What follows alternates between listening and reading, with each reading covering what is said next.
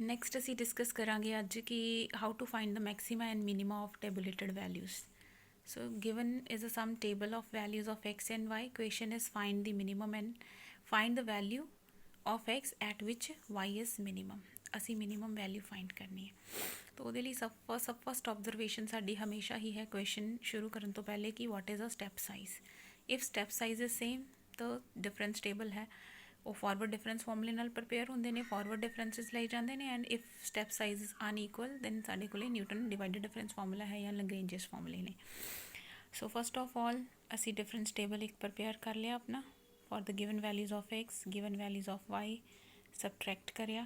ठीक है, इस तरीके नाल असी टेबल प्रपेयर कर लिया. फस्ट पॉइंट का नाम आप एक्स नॉट ले लिया, कॉरसपॉन्डिंग नू असी वाई नॉट कहता. एंड इदा ही फस्ट जोड़े सारे डिफरेंसिस आप लै ले. ठीक है जी. तो फॉरवर्ड डिफरेंस फार्मूला लगाया सीगा, न्यूटन फॉरवर्ड डिफरेंस फार्मूला लिख लिया. Simple Newton forward difference formula, not a formula for derivative, simple. इतों साडी वाई कैलकुलेट हो रही है, वाई कैलकुलेट हो गई अपनी.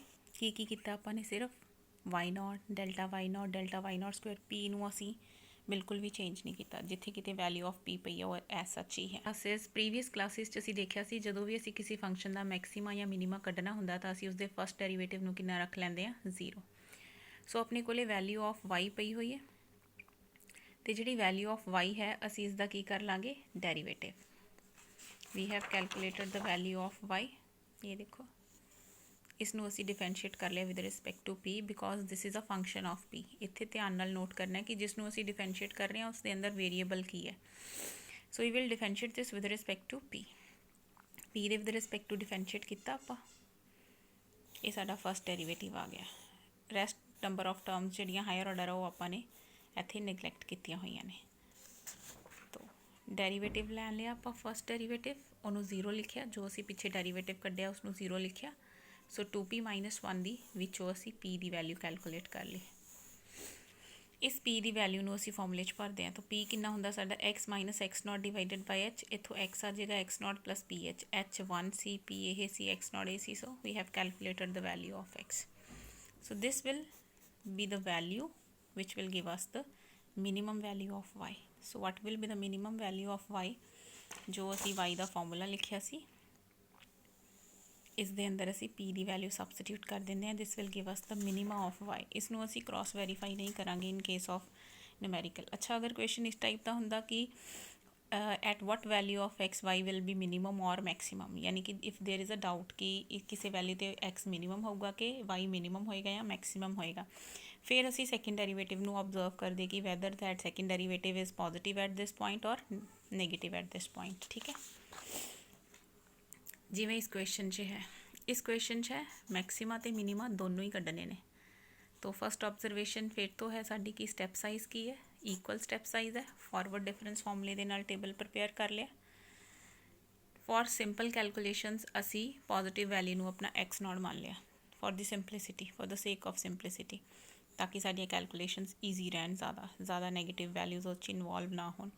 तो इस पॉइंट में असी एक्स नॉट, इसनों वाई नॉट, कॉरसपॉन्डिंग असी हरेक थर्ड वैल्यू नू चूज करके अपना टेबल के अंदर वैल्यूज़ लै. तो हुण असी फस्ट डेरीवेटिव की वैल्यू लिख ली. फॉरवर्ड डिफरेंस फॉर्मूले की जो असी पिछे फस्ट डेरीवेटिव की forward difference Newton forward difference फॉर्मूले की कीती सीगी, ये असी डायरैक्टली ये क्यों लिख ली, असी वाई भी लिख सकते सी. असी ये वैल्यू तां लिख ली क्योंकि सानू की चाहिए, असी ऑब्जर्व करना है कि वाई कित्थे मैक्सीमम या मिनीमम है. तो असी फस्ट डेरीवेटिव नू इक्वल टू 0 रख के उत्थों मैक्सीमा या मिनीमा का पॉइंट कट सकते हैं. तो यह फस्ट डेरीवेटिव होया साडा. फस्ट डेरीवेटिव के अंदर असी डिफरेंसिस भरे, वह साडे कोले यह वैल्यू बन गई. तो इसनों असी इक्वल टू 0 रख लेना. 0 रख के साडे कोले पॉइंट्स आ गए. These are points of minima और मैक्सीमा. किहड़ा पॉइंट मिनीमम या मैक्सीमम देगा उहदे लई सैकेंड डेरीवेटिव कढ़िया आपां.